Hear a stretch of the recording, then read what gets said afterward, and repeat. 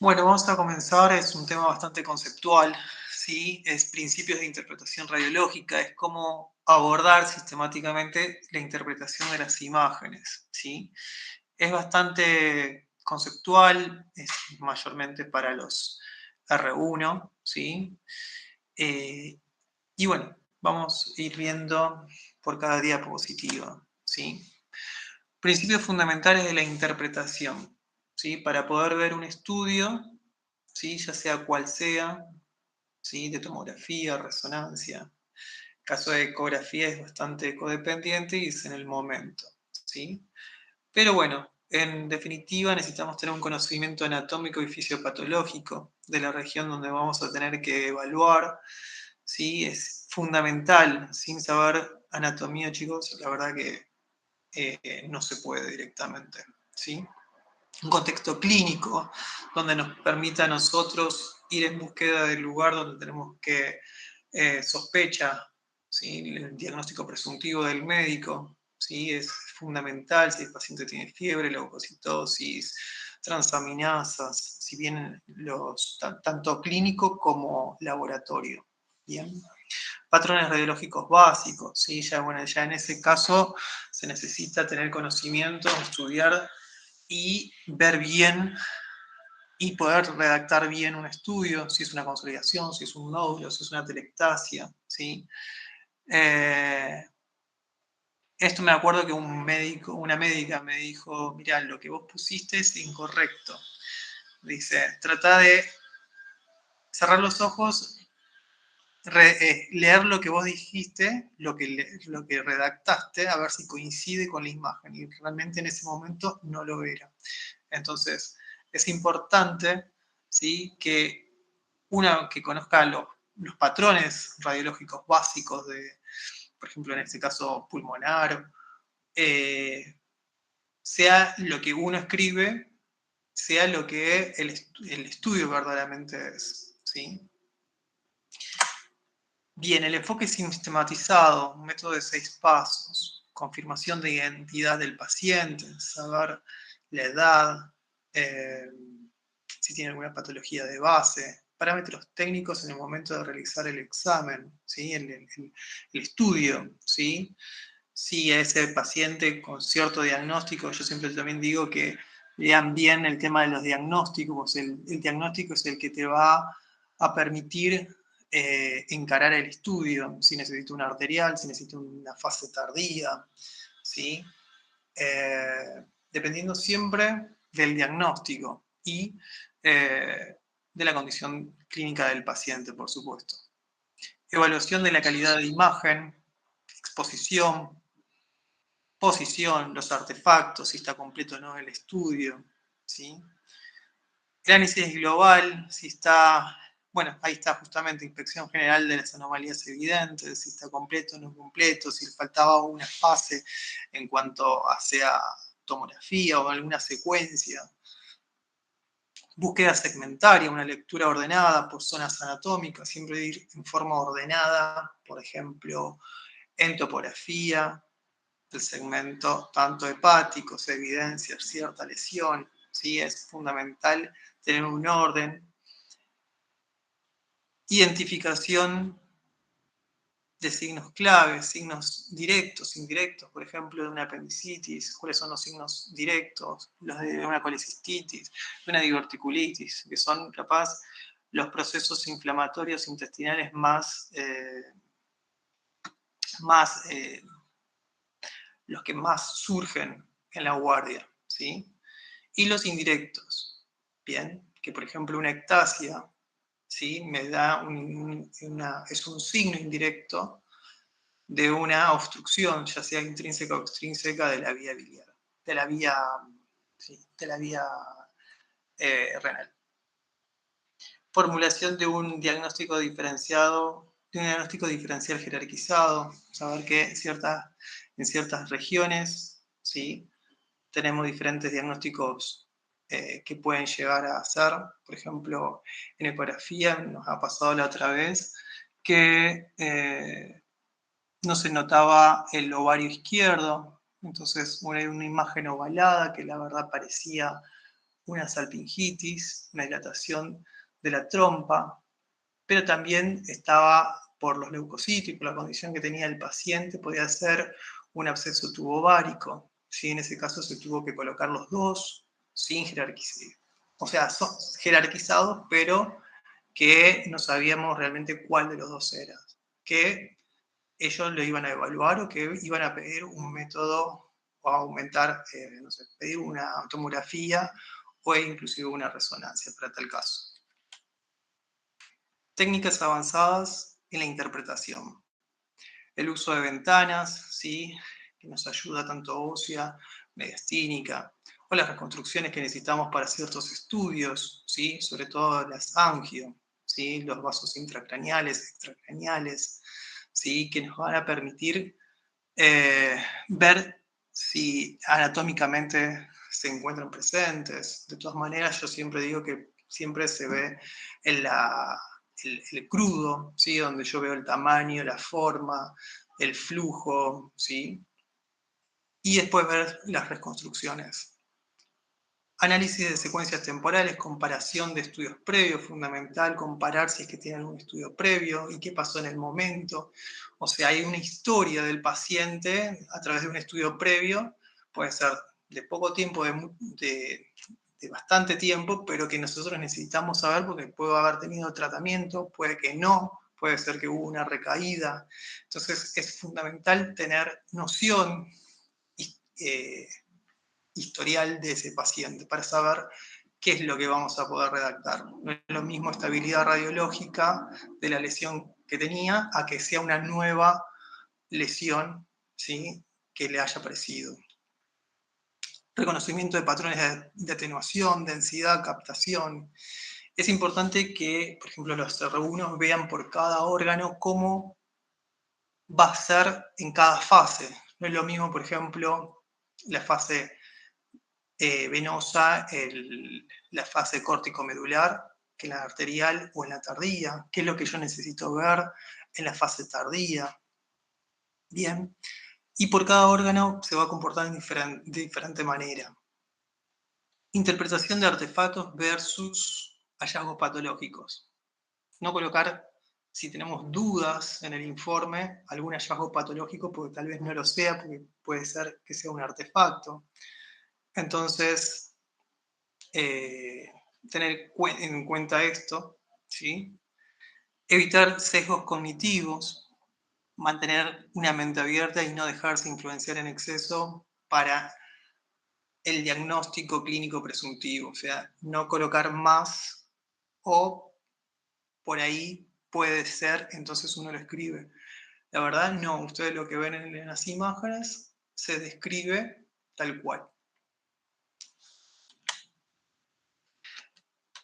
Métodos sistemáticos por modalidad, por ejemplo, en radiografía se sigue una modalidad ABCDE, que dependiendo de las letras, uno va a ir de a poco, va a ir analizando cada región. Por ejemplo, la A es de vía aérea, donde vamos a describir si la tráquea está en posición normal, si está desplazada, si hay una telectasia que la está retrayendo hacia ese lugar, bronquios si están dilatados, los tipos de bronquios que tenemos, si son cilíndricos, por tracción, saculares, bien. Analizar los campos pulmonares, si son simétricos, consolidación, si hay alguna neumotora, bueno, todos los patrones pulmonares que habíamos dicho. C, cardiovascular, el tamaño cardíaco a través del índice cardíaco, las siluetas vasculares, ¿sí? La D, diafragma, si está elevado, si hay hernias hiatales, paraesofágicas, si es por deslizamiento, ¿bien? Y lo demás serían costillas, clavícula y tejidos blandos, ¿bien? O sea, desde adentro hacia afuera. Vamos a ir describiendo radiológicamente. Una radiografía de abdomen, tener presente que uno siempre tiene que ver la disposición, por ejemplo, de gas, si hay masas, cómo están los huesos, calcificaciones, órganos sólidos. TAC craneal, por un TEC, por ejemplo, vos no vas a pedir una radiografía de cráneo, sino una TAC craneal, donde vas a ver si hay alguna hipodensidad, si hay sangrado, alguna masa, hay fracturas, ¿sí? Cómo están los ventrículos, si hay un desplazamiento de la línea media, si hay edema o no. Y una resonancia musculoesquelética, por ejemplo, para ver bien en detalle lo que serían los cartílagos, los ligamentos, los tendones, los músculos, ¿sí? En tomografía computada, por ejemplo, tenemos los 3 planos, a ver, el axial, el coronal y sagital, que nos van a ayudar en la caracterización de las lesiones, una ventana adecuada, tanto de pulmón, mediastino, hueso, ¿sí? Patrón general, que es lo que vamos a ver en tomografía, es sangrado, si tiene una masa, edema, si hay un desplazamiento anatómico, todo se describe, ¿sí? En el caso de una TC de cráneo, por ejemplo, tenemos que ver sí o sí si hay sangrados, ¿sí? Van a ser hiperdensos, edema, si hay una hipodensidad, un efecto de masa, que me desplaza la línea media o ciertas estructuras, ¿sí? Provocando hernias encefálicas, por ejemplo. La ecografía, ¿sí? Evaluar de lo superficial a lo profundo, ¿sí? Vamos, dependiendo qué región sea, si es superficial, vamos a usar un lineal, un traductor lineal o convexo en el caso de que sean estructuras más profundas, identificar las estructuras normales primero, característica del hallazgo, su ecogenicidad, el contorno. Si hay alguna duda, alguna lesión, siempre, en este caso, se le coloca el Doppler, ¿sí? Por ejemplo, o sea, algún nódulo tiroideo y vos querés saber si realmente está vascularizado o no, o si tiene una vascularización periférica. Entonces te va a indicar ciertos diagnósticos diferenciales, ¿sí? Y ahora mismo, como el movimiento, compresibilidad, como por ejemplo la eco de compresión de miembros inferiores para ver si hay trombosis, ¿sí? Cambio de la respiración. En cuanto a la resonancia magnética, la verdad es saber bien cada secuencia y cada protocolo. Si vos vas a recibir, no sé, una resonancia encefálica, tenés que tener toda la secuencia, asegurarte que antes de informar tenés que tener toda la secuencia que sean necesarias para hacer un buen informe y que sea completo. Falta alguna secuencia, el paciente baja, se hace, o bien, si no es imprescindible esa secuencia, se debe dejar asentado todo en el informe, ¿sí? Porque en el informe su firma es la que va el día de mañana a estar en juego, o sea, o baja el paciente o se aclara en el informe que, no sé, que el paciente, por condiciones del paciente, no puede bajar, no puede hacerse el estudio, o algo que a vos te garantice que el día de mañana no hayan detectado eso justamente por la falta de esa secuencia. Bien. Simetría, la comparación de lado a lado, las lesiones, siempre caracterizarlas según la lesión, la intensidad de señal, el realce post-contraste que tenga la lesión, si lo tiene o no.